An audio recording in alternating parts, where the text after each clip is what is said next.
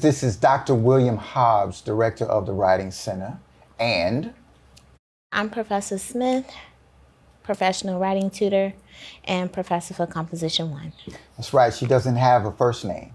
That's how professional I'm Professor Tidra Smith. Oh, y'all have to forgive her because as you can see, she has a new do. So she feeling herself right now. So we got to adjust ourselves to all this fabulousness that's taking a hold right now. That's what we're doing right now. Okay. All right, doggone it. We are here today to discuss the process of taking your rough draft to a final draft. And this is very interesting because Professor Smith, she's done a couple of talks on this already. So, Professor Smith, what are your thoughts? Well, for starters, with your rough draft does not have to be perfect. And for one, your rough draft is not your final draft. That's right. Your rough draft is basically like you starting your drafting process. It might be a complete introduction. It might have your thesis statement. And then it might be some of your other body paragraphs that are not complete. But as long as you have like your main topics and the main thing you're going to talk about, that is your rough draft. Now, when you say the main topic and thesis, what is that for some people who might not have gotten that in high school the way they were supposed to?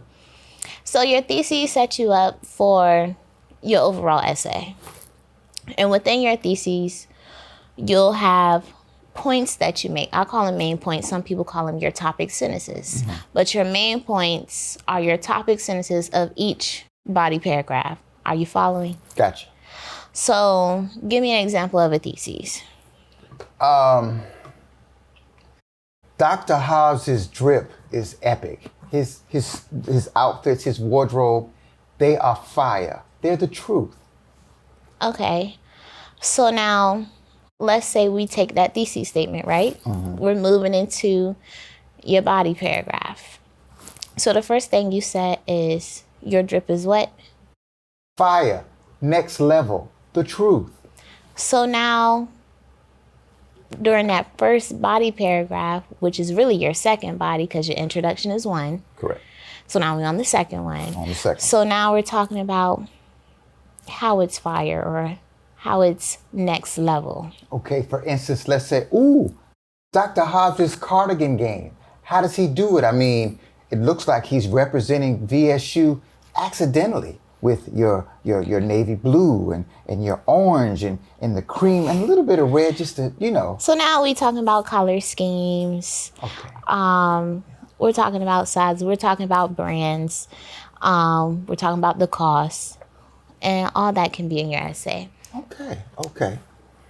Which would lead us to the next paragraph or the next what? So first, if we're talking about why it's next level, we might be talking about your color schemes first in the second body paragraph. Okay, there. And the third, we might be talking about the brands. And the next one, we might be talking about the cost of everything. And then, and your last one, number 5. Would that be the conclusion? Exactly. It's definitely the conclusion. We're talking about overall why your style is great. And it is. Yeah. But back to rough drafts. Okay, right. Now, you were saying how important that introductory paragraph is. Okay. Now, when you said thesis, this is how the thesis was explained to me when I was coming up long ago. The thesis is a contract for what it is that you are going to definitely get if you continue reading further. Let's see. The purpose of this paper is to explore the depth and scope of Dr. Hobbs's drip, his fashion sense, if you go further in this paper, you will figure out, you will learn how he puts it down like this, because this is not an accident. Yes. Thesis. But you know what I don't like? In the rough draft or when you're doing your final submission, I don't like that in your introduction paragraph, it says that this essay will discuss or this paper will discuss. I want you to just start talking about what it is that you're discussing instead of saying what the paper will do. Okay. Just do it. Now, you're saying that the thesis would be that obvious even if you don't put that in? It should be, yes. It should be. Okay. It's like a independent clause. All right. It can stand alone. Okay. Now, most people say that this thesis or theses, you see how she likes to say it, right? Theses. Yeah. Thesis. Same thing. Yeah. That it belongs in a certain place in the introduction. I always tell my students that it's never at the beginning. It should never be at the beginning. It is always near the end. Why not at the beginning? If you're giving it to me at the beginning, then I feel like I don't need to read any further, especially if it's your introduction paragraph. When you're doing your introduction paragraph, you should lead with a question, a statement, whether it's a fact, a definition, whatever the case may be. Not only that, but I'm thinking it is a way to give the background information for you to fully appreciate and understand what you're walking into. Yeah. Look at it like when you go into the movie theater, you know, the first couple of scenes or whatever is to get you ready for the full story. We need the background context first. Absolutely. Absolutely. Then we need to know where you're going. And you get that in the thesis. Okay. You said something else, and I wanted to speak to that. As far as the rough draft doesn't need to be perfect, there's a reason why it's called the rough draft. It's supposed to be rough. And honestly, you should have multiple rough drafts. You should not just have one, because a lot of people think that your rough draft is the final draft. It's not. You should continuously be editing. So if you come to me with a rough draft and you only have 2 paragraphs, that's fine. I see what you're working on. Let me tell you where you can go after this or how you can build on it. But even then, the next time you come back, you should have a little bit more. Let me tell you where you can go next, or let me tell you what you can take out, or let me tell you what you can do differently. You should be constantly working on it, editing it, and having others read it as well as yourself. Are you telling me then that if a person has to do 6 drafts of a paper, that doesn't mean they're a failure as a writer? Absolutely not. Absolutely not. What makes you think that people see themselves, why would they see themselves like that if that was the case? I don't know. I feel like when you're given criticism, they feel like they're doing something wrong. And so now it's just like, I don't want to continue to work on this, or I don't want to continue to do this. Well, it's already done. I don't understand why I need to work on it more.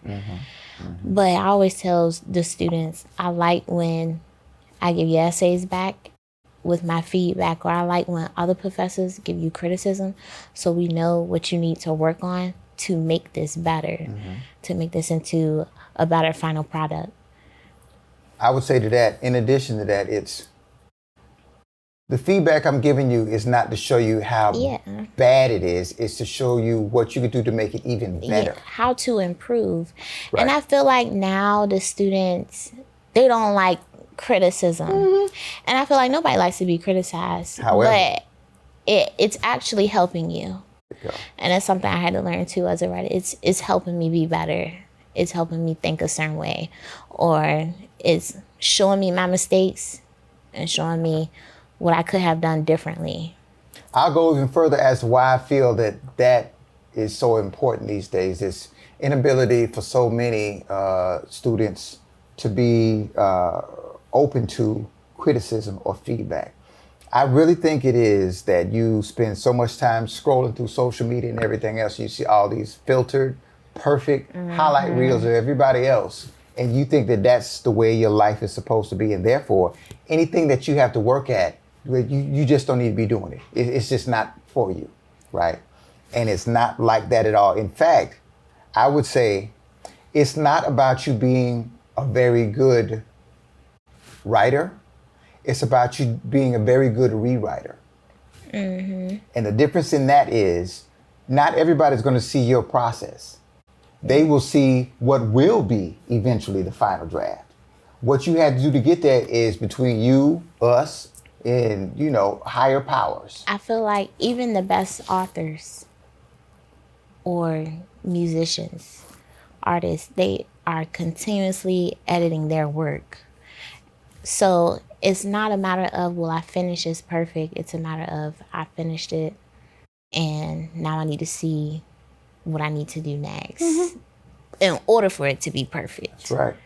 I feel like you should be constantly growing with your writing. And the only way you can grow is if somebody is giving you feedback and criticism. There you go. Lately, I would say since the pandemic, one of the most challenging assignments I have in my classes is when we do peer reviews. Before the pandemic, for some reason, everybody, hey, here's mine. Hey, you want to look at mine, so on and so forth. And of course, I state before we get started, the feedback you give is, again, not to tell somebody how bad they suck as a writer. It's, hey, this is what you could do to be even better. Yes. But nowadays, it appears that students, they won't even bring their work. I don't know them. I showed them my paper. Every excuse in the world, as if they can't stand the idea of getting any sort of feedback, or like they're just not resilient enough to take it.